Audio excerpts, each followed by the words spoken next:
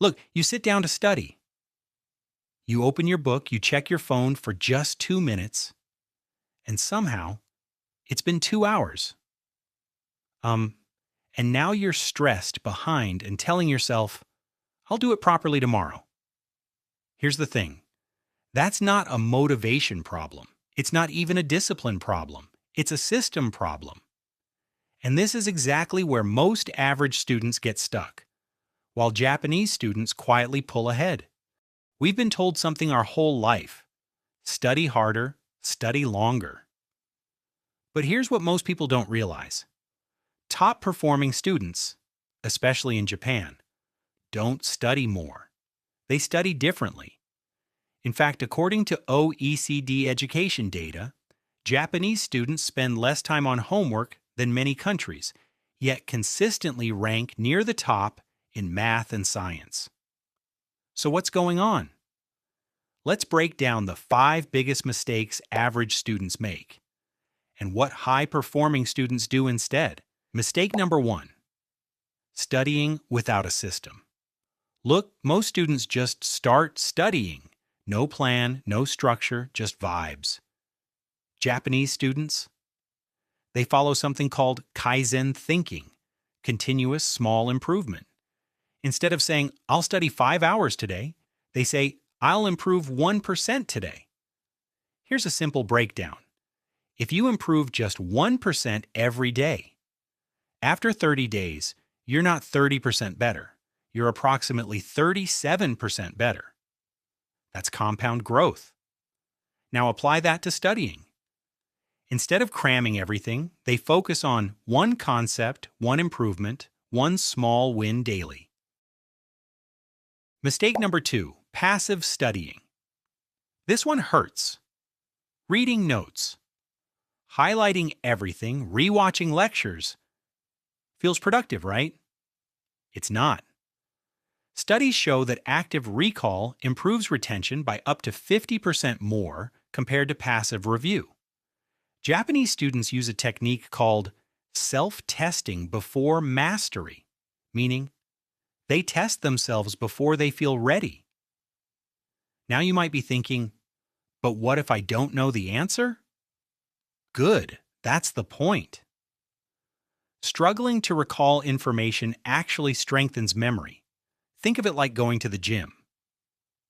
You don't build muscle by watching workouts. You build muscle by lifting. Same with your brain. Mistake number 3: studying for time instead of output.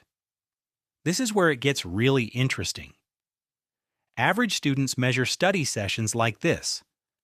I studied for 3 hours today. Japanese students measure like this. What did I actually learn in those 3 hours? Big difference. Let me give you a simple example. Student A studies for 4 hours, but learns 2 concepts. Student B studies for 2 hours, but masters 3 concepts. Who's ahead? Exactly. Time doesn't matter. Output does. Here's a practical rule. Instead of setting time goals, set completion goals. For example, solve 20 math problems. Understand one chapter deeply. Teach the concept to yourself out loud. That's real progress. Mistake number 4: ignoring mental energy. Look, this is the one nobody talks about. Students treat their brain like a machine. Just keep going. But Japanese students treat it like a battery. They follow focused cycles like 25 to 50 minutes deep work, short, intentional breaks. Not scrolling breaks, actual breaks. And here's the crazy part. Research shows that after 90 minutes of intense focus, productivity drops sharply. Yet most students try to push through for hours. That's like driving a car in an empty tank and wondering why it slows down. Here's what most people don't realize. Breaks aren't distractions. They're part of the system. Mistake number 5: studying for exams instead of mastery. This is the biggest one. Average students study like this. What's going to be on the test? Japanese students study like this. Do I actually understand this? Huge difference. Because here's the truth. When you study for exams, you forget after exams. When you study for mastery, you remember for life. Let's connect this to something bigger. Imagine two students. Student A memorizes just enough to pass. Student B builds deep understanding. Fast forward 5 years. Student B isn't just passing exams anymore. They're building skills, careers, opportunities. That gap? It compounds. So why do average students fall into these traps? Simple. Your brain is wired for comfort, not growth. Passive studying feels easier, long hours feel productive. Last-minute cramming feels urgent. But these are illusions. Japanese systems are built to remove decision-making. Less thinking, more doing. Because discipline isn't about willpower, it's about designing an environment where the right choice is automatic. Now, you might be thinking, this sounds great, but I don't have time to change everything. You don't need to. Start with just one shift. Replace passive reading with self-testing. Replace time goals with output goals. Replace long sessions with focused cycles. Small changes, massive impact. Here's a simple 3-step system you can use starting today. Step 1. Define one outcome. Not study biology. Instead, understand cell division completely. Step 2. Use active recall.